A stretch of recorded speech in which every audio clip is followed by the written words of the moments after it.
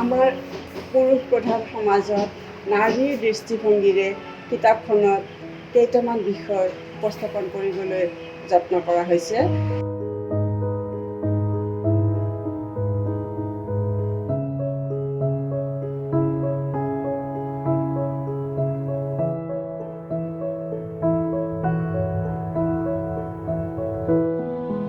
এগৰাকী নাৰী কেনেধৰণৰ সমস্যাৰ সন্মুখীন হয়, সমস্যা পুৰুষৰো থাকে নাৰীৰো থাকে। এই দুই সমস্যাৰ মাজত এটা সমিল মিল আনিবৰ চেষ্টা কৰা হৈছে কিতাপখনত।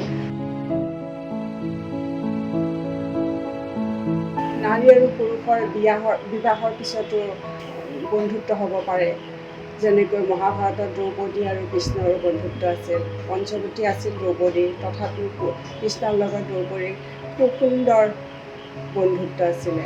গতিকে এতিয়াও আমাৰ সমাজত নাৰী আৰু পুৰুষৰ মাজত বন্ধুত্ব হ'ব পাৰে, আৰু এই দিশবোৰো উনুকিওৱা হৈছে। ইয়াত যৌন ইচ্ছাটোৱে প্ৰাধান্য নাপাবও পাৰে।